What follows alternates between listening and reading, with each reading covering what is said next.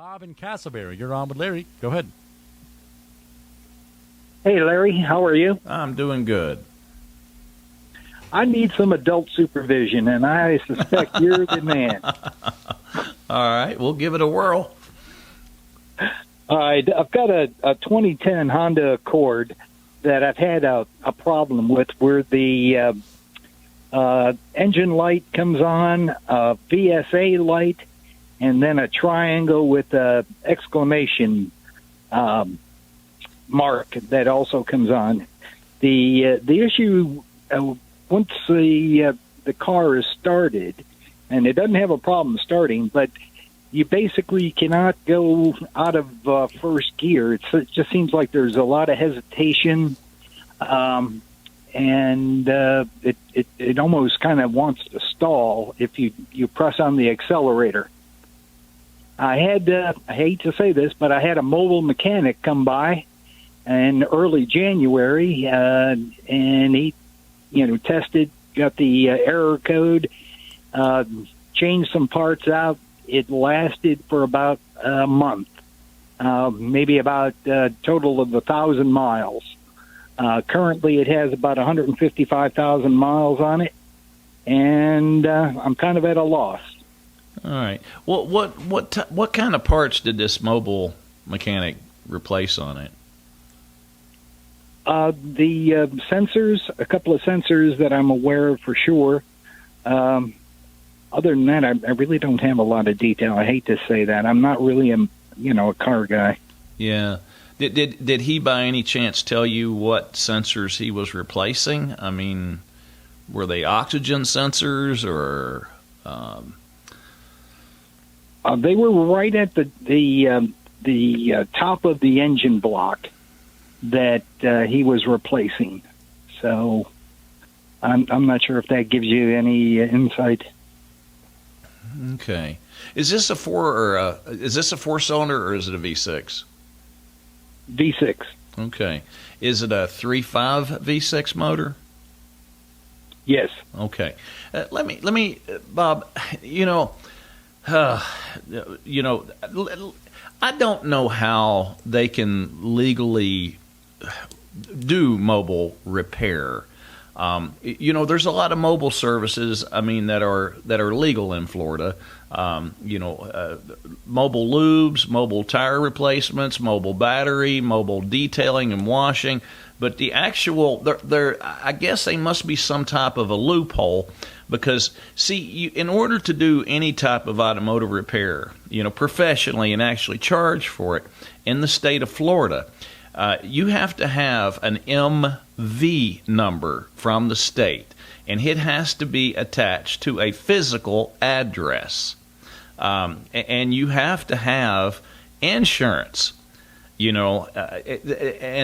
for the mobile guys that are running around out here, one of these days I have a funny feeling that law is actually going to be enforced, and there's going to be a lot of people in a little bit of trouble. You got to be careful with this. We'll get to your car problem here in a second, but what happens is, let's just say, for an example, one of these mobile guys come to your house, and which may not be a good idea to start with.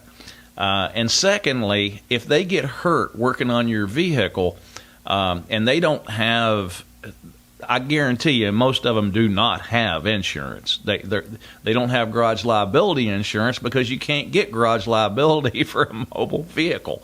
So there's a lot of ifs, ands, and buts there. Somebody gets hurt working on your car, and listen, trust me, people get hurt working on cars. You're going to be the one responsible for it. Somebody gets in there and loses a finger or a hand or something like that. Whether they know what they're doing or not, or God forbid, a jack fails and comes down on them or something like that. Mobile mechanics, if it's a neighbor trying to give you a hand, that's one thing. But if you got somebody in there charging you for this, you could really be in a world of hurt. I've been expert witness in a lot of different issues like this. So all I can do is just kind of forewarn you. Now, to get to your problem here, it sounds like you've got one of two things going on. You have either an electronic throttle body that's not opening up to allow the the vehicle to accelerate, or either you've got multiple misfires. And I think it's more along the lines of probably multiple misfiring. And let me explain to you. And folks, listen, if you've got a Honda or a Nissan or just about any Kias, Hyundais, these are all pretty much made the same nowadays. Now, what winds up happening is the spark plugs in these vehicles they go down into these recessed cavities all the way down into the cylinder heads through the valve covers. You know, used to a spark plug would actually go in through a side of a cylinder head. Now they go right through the valve cover down into the cylinder head, so that way the spark is actually centrally located in the combustion chamber. Now, what will happen is, over a period of time, Bob, the valve cover gasket and the part that actually seals that spark plug well will actually start seeping oil into those recessed spark plug cavities. When the motor oil starts filling up these cavities, it builds up not only around the spark plug, but the actual coil that goes over top of the spark plug. And see, from that coil to the spark plug, there's a rubber boot. And what will wind up happening is that oil will saturate that boot, and the next thing you know, you've got spark arcing all over the place down inside that cavity itself. And what normally has to be done is the valve covers have got to be removed off the engine, new valve cover gaskets installed, clean those wells out real good with a like a parts cleaner, and then compressed air. And then in a lot of cases, the new spark plugs, and in a lot of cases, it's a good idea to either replace the insulators, the rubber pieces on the coils, or either replace the coils itself. And that's what's most likely going on with it. It'll cost a little more to fix it and fix it right than the mobile guy did. I have a gut feeling he's went and he's scanned it, and he's probably come up with a code or two for misfires, and either he completely misdiagnosed it, or either he's just went in and maybe replaced one coil or something like that, especially if it was on top of the motor. And even though it had oil on it, he probably didn't give it, a second thought, just slapped another coil in there just to temporarily basically fix your problem so he could charge you and move on to the next victim. But in your case, I have a strong suspicion from what I see, on a daily basis, for that particular car and the vintage and the engine. It's most likely got oil in those spark plug cavities. And a couple valve cover gaskets, and get those cavities cleaned out, maybe a fresh set of plugs, and either insulators or replace the coils, and that'll probably get you back in business. But, regardless, it needs to be scanned, pull the coils out, see if they're saturated with oil, and then a person can actually advise you on exactly what needs to be done. But, I've done this for a long time, and for what you're describing, this is what I would expect. So, Bob, I appreciate your call. I hope that helps you. At least you're guided in the right direction now. And remember what I said about these mobile guys. They could be a blessing, but I'll tell you what, they could also be a curse. Well, like I said, I needed the adult supervision, and you're the man. Thank you, Larry. You're welcome, Bob. Thank you so much, Bob. That opens up a line for you to hop on with Larry Perry himself.